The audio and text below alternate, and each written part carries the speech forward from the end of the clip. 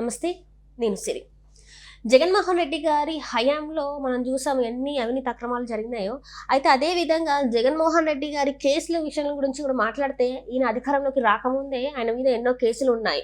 అవి సిబిఐ కేసులే కావచ్చు, లేకపోతే ఈడీ కేసులే కావచ్చు. ఇన్ని కేసులు ఉండగా అయితే ప్రభుత్వం కేసుల గురించే కాకుండా ఇక్కడ ఆయనకి సంబంధించిన ప్రైవేట్ కేసులు కూడా ప్రభుత్వ లాయర్లతోని, అంటే గవర్నమెంట్ చెల్లింపులు ఏదైతే గవర్నమెంట్ నుంచి వస్తుందో ఆ చెల్లింపులతోనే ఆయన సొంత ఏవైతే కేసులు ఉన్నాయో వీటిని కూడా వాదించే ప్రయత్నం చేసుకున్నారు. మొత్తానికైతే ప్రజల నుంచి దోచుకున్న డబ్బుని ఆయన ఏ విధంగా దాంతో లబ్ధి పొందారో మనకి అన్ని ఒక్కొక్కటికైతే బయటకు వస్తున్నాయి. దీనికి సంబంధించి మరిన్ని విషయాల్ని మనకు తెలియజేయడానికి ఈ రోజు మనతో పాటు ఉన్నారు ప్రముఖ సీనియర్ జర్నలిస్ట్ దుర్గా కుమార్ గారు.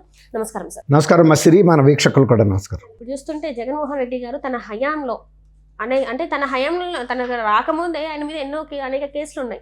అయితే ఆ కేసులు వాదించడానికి ప్రభుత్వ లాయర్లని నియమించుకొని తనకి సంబంధించిన ప్రైవేట్ కేసులను కూడా వాదించుకున్నారు. ఎట్లా అంటే ఆ ప్రభుత్వం నుంచే వచ్చే జీతాలని ఇంకా రెట్టింపు చేసుకొని ఆ జీవోలు కూడా పాస్ చేసుకొని ఆయన జేబుల నుంచి రూపాయి పెట్టాల్సిన అవసరం లేకుండా చేసుకున్నారు. అండ్ ఇప్పటికి కూడా అదే కొనసాగుతుంది. ఆయనకు వచ్చే ఏదైతే తీర్పు ఉంటుందో అది కూడా ఆయనకు అనుకూలంగా వచ్చే విధంగా చేసుకున్నారు. అంటే అసలు జగన్మోహన్ రెడ్డి గారు అది తెలియనుకోవాలా, లేకపోతే ఇంకా మా హయమే ఇంకా ముందు కూడా కొనసాగుతుంది అనుకోవాలా? అసలు ఎట్లా ఇలాంటి పనులకైనా పాటుపడ్డారని అనుకోవాలి సార్? మీరు అన్నట్టు రెట్టింపు కాదమ్మా. ఇప్పుడు ప్రతి లాయర్లకి ఏ కేసుకి ఎంత ఇవ్వాలనేది గతంలో ప్రభుత్వాల జీవోలు ఇచ్చినాయి. అట్లా ఆయన తనకు అనుకూలమైనటువంటి లాయర్లకి 10 రెట్లు కూడా ఎక్కువ చెల్లించిన సందర్భాలు బయటకు వచ్చినాయి. ఇప్పుడు ఆయన గతంలో కూడా హైకోర్టులో ప్రభుత్వ సంబంధించి సుప్రీంకోర్టులో వాదించే లాయర్లకి భారీ ఎత్తున ఫీజులు ఇచ్చి, అంటే వాళ్ళకి ఇవ్వాల్సిన దానికన్నా కూడా చాలా ఎక్కువ ఇచ్చి, మేము ఎక్కువ అమౌంట్ ఇచ్చాం కాబట్టి దాంతోపాటు మా ప్రైవేట్ కేసులు కూడా వాదించమని ఆయన అట్లా వాళ్ళ సేవలను వాడుకున్నాడు. అక్కడ కూడా క్విడ్ ప్రోకో, అంటే మేము ఇక్కడ ఇస్తాము, మళ్ళీ మా ప్రైవేట్ కేసులు కూడా వాదించమని.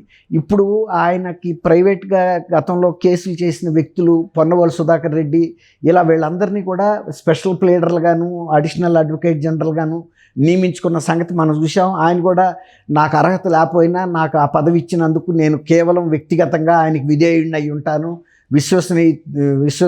విశ్వాసంతో ఉంటానని కూడా ఆయన చెప్పాడు. ఆయన అనేక సార్లు చాలా అపరిపక్వంగా కూడా మాట్లాడాడు, ప్రభుత్వం తరపున ఢిల్లీ వరకు వెళ్ళి కూడా. అట్లాంటి సందర్భాలు కూడా మనం చూసాం. అయితే ఇప్పుడు ఏంటంటే చింతల సుమన్ అనే ఒక వ్యక్తిని 2021లో ఈయన జగన్మోహన్ రెడ్డి గారు పురపాలక శాఖ అడ్వకేట్గా, స్పెషల్ అడ్వకేట్గా నియమించారు, గవర్నమెంట్ ప్లేడర్గా, స్పెషల్ గవర్నమెంట్ ప్లేడర్గా. అప్పటికి దాదాపు 135 కేసులు కోర్టు ధిక్కార కేసులు ఉన్నాయి, ఏవి పురపాలక దానికి సంబంధించి. వాటికి హాజరవటానికి సహజంగా అయితే ఒక్కొక్క కేసుకి ఒకసారి హాజరైనప్పుడు 5,000 ఇవ్వటానికి అంతకుముందు న్యాయశాఖకి సంబంధించి ఒక నిర్ణయం అయిపోయింది రేట్లు. దాన్ని బట్టి 6,60,000 వరకు అవుతుంది. ఆయన ఒక్కొక్క సిట్టింగ్కి 14,000కి పెంచేశాడు. అంటే దాదాపు ఇప్పుడు ఆయనకి 58 లక్షల పైన ఇవ్వటానికి, బిల్లులు చెల్లించడానికి 6 లక్షల అయ్యేదానికి దాదాపు 60 లక్షల వరకు బిల్లు చెల్లించడానికి తయారు చేశారు. బిల్లులు చేసి దాన్ని న్యాయశాఖ ద్వారా ముఖ్యమంత్రికి పంపారు. ముఖ్యమంత్రి కూడా సంతకం పెట్టేశాడు, అంటే పే చేసేయమని.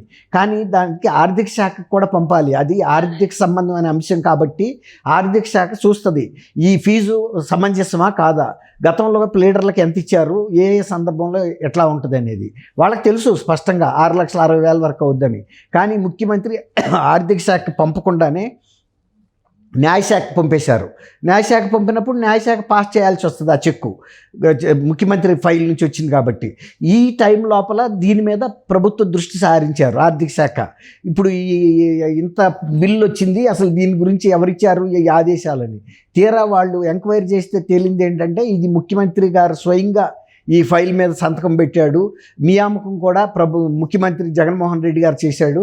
గతంలో 5,000 ఇచ్చే సందర్భంలో ఇట్లాంటి ఫీజుని పెంచారు, 48,000కి పెంచినట్టు, 48,000 ఒక సిట్టింగ్కి. దానివల్లనే ఇప్పుడు 10 రెట్లు కూడా పెరిగిందని చెప్పా కదా, అదే అన్నమాట.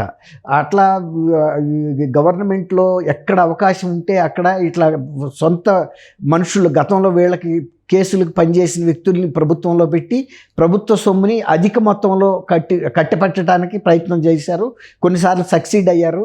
ఆ దురదృష్టవశాత్తు ఇప్పుడు ఏంటంటే ప్రభుత్వం మారింది వాళ్ళకి, అప్పుడు ఇది సమీక్షకు వచ్చింది.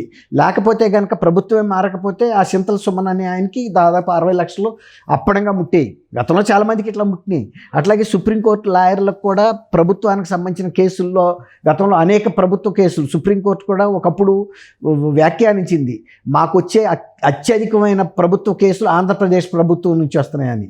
అసలు ఎటువంటి సందర్భం కారణం లేకుండా కూడా పిచ్చి పిచ్చి కేసులన్నీ కూడా ఆయన దగ్గరికి రంగులేసి ప్రభుత్వ భవనాలకి పార్టీల రంగులు వేయటం, వద్దన్న తర్వాత ఇంకొక రంగు వేసి మళ్ళీ వెళ్ళటం, మళ్ళీ ఇది కూడా తప్పే అని అంటాం. ఈ విధంగా రకరకాల సిల్లీ కేసెస్ అన్నింటినీ సుప్రీంకోర్టు అప్పీల్ రాక వెళ్ళారు వీళ్ళు. అన్ని సందర్భాల్లోనూ చివాట్లు పెట్టింది, కానీ ఎప్పుడు కూడా ఫేవరబుల్ ఆర్డర్స్ ఆంధ్రప్రదేశ్ ప్రభుత్వానికి రాలేదు. అది కూడా చెప్పింది, మీరు ఇంతంత ఖర్చులు సుప్రీంకోర్టు లాయర్లకు ఎందుకు ఖర్చు పెడుతున్నారు, మీకేమి అంటే వీటి మీద అవగాహన లేదా ప్రభుత్వం అధికారులు, కానీ ప్రభుత్వ అధికారులు చివాట్లు పెట్టింది న్యాయశాఖని. అంటే సుప్రీంకోర్టు ముందుకి ఎటువంటి అంశాలు తీసుకెళ్ళాలి, ఏమైనా రాజ్యాంగపరమైన అంశాలు ఉంటే తీసుకెళ్ళాలి, లేకపోతే చాలా పెద్ద అంశాలు ఉంటే తీసుకెళ్ళాలి. ప్రతి చిన్న అంశాన్ని సుప్రీంకోర్టు రాక తీసుకెళ్ళి ఆ డబ్బుల్ని సుప్రీంకోర్టు లాయర్లకు ఇచ్చి మీకు మేము ఎక్కువ డబ్బులు ఇచ్చాం కాబట్టి మళ్ళీ మా ప్రైవేట్ కేసులు వాదించుకోమని జగన్మోహన్ రెడ్డి గారు ఆ అవకాశం పొందటానికి తప్ప కారణం అనేది లేదు. కనీసం అట్లా వార్న్ చేసిన సందర్భంలో అయినా ప్రభుత్వం అలర్ట్ అవ్వాలి. అటువంటి కేసుల్ని తీసుకెళ్ళి అప్రదిష్ట పాలు కాకూడదు. అక్కడ ఇంకోటి ఏంటంటే జాతీయ స్థాయిలో ఇలాంటి వ్యాఖ్యలు చేసినప్పుడు అది జాతీయ స్థాయి మీడియాలో కూడా అంతా ప్రసారం అవుతాయి.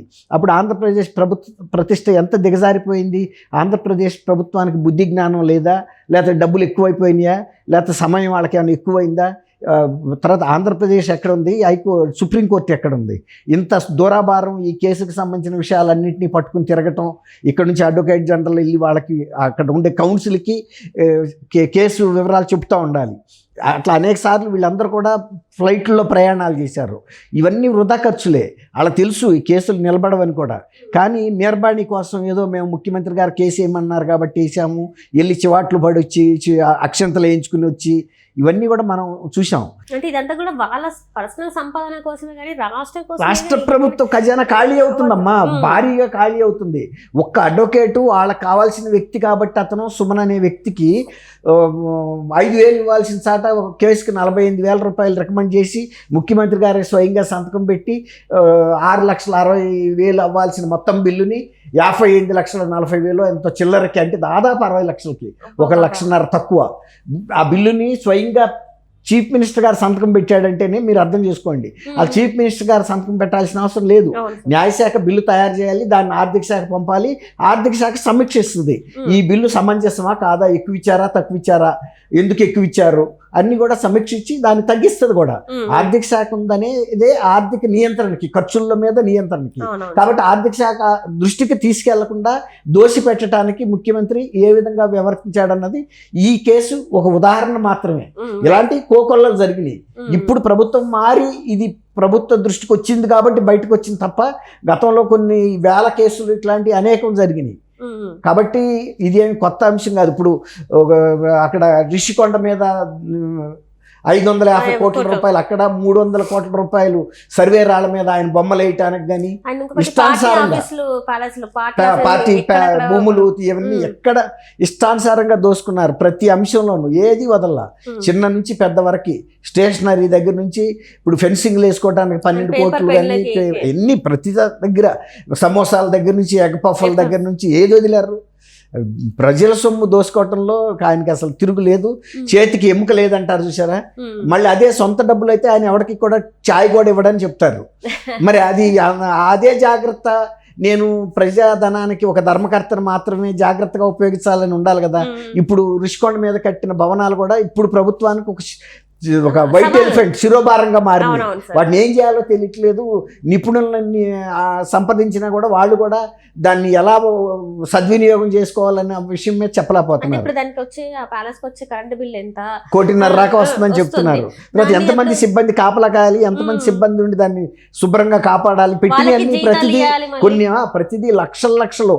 ఒక ప్రధాన ద్వారానికి 30 లక్షలు, ఫ్యాన్లు 3.5 లక్షలు, కమోడ్లు 9.5 లక్షలు, 14 లక్షలు, ఈ విధంగా ఇష్టానుసారం. అంటే ఆయన వ్యక్తిగత విలాసం కోసం కట్టాడు కాబట్టి ఇక ప్రజల ధనం అయితే ఏంటి, ఎవరిదైతే ఏంటి, ఆయనదైతే కాదు కాబట్టి వాడేసాడు. ఎంతైనా పర్వాలేదు, మంద కాకపోతే ఢిల్లీ రాక డాకమని సామెత ఉంది కదమ్మా. రైట్ రైట్ థ్యాంక్ యూ అమ్మా సిరి, మన వీక్షకులు కూడా నమస్కారం.